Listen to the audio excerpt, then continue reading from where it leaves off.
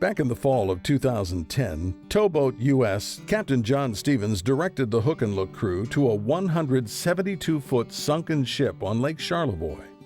Captain John is also the owner of Northwest Scuba in nearby East Jordan, and he affirmed that the vessel had some smallmouth bass potential. But what makes this particular wreck even more intriguing is its peculiar history. Local legend has it that when the pressure got too heavy in Chicago, Al Capone and his gang would often retreat to Northwest Michigan to escape the firepower. Captain John Stevens fills us in on the Keuka. It's K-E-U-K-A, all right? It's a 200-foot freighter. What this vessel was it used to be a speakeasy for Capone and the boys, and they would come out and it was for gambling, prostitution. And the story goes is one day some of the townspeople got together, they got tired of it, and they cut it loose from the docks and it drifted out to a certain point in the lake, and they put a hole in it and it sank in that spot in 52 feet of water. Safe dive, guys. Thank you, Tom. It's got smallmouth all over it.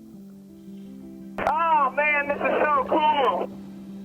I love diving stuff like this, something different. This ship is so large that actually the side imaging gives you a better idea of what this ship looks like. When we're down here, we can only see 13 foot in front of us.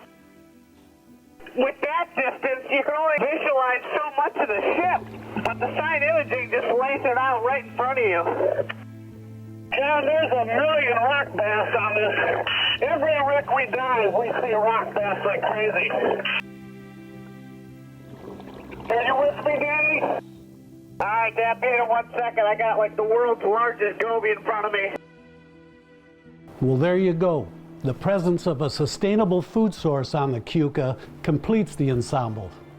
As bass fishermen, what this shows us is how sunken vessels like this, over the passage of time, develop into flourishing bionetworks, providing new habitat for aquatic life. Think about it.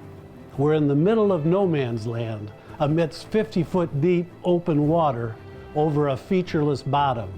And here, a 172-foot by 30-foot oasis exists, providing an ideal environment and supporting its own ecological community.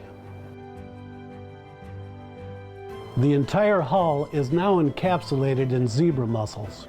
The deck, which reaches within 20 feet of the water's surface, is carpeted by sandgrass as if it were the lake bottom itself. Schools of rock bass, or wreck bass as I call them, occupy nearly every open crevice.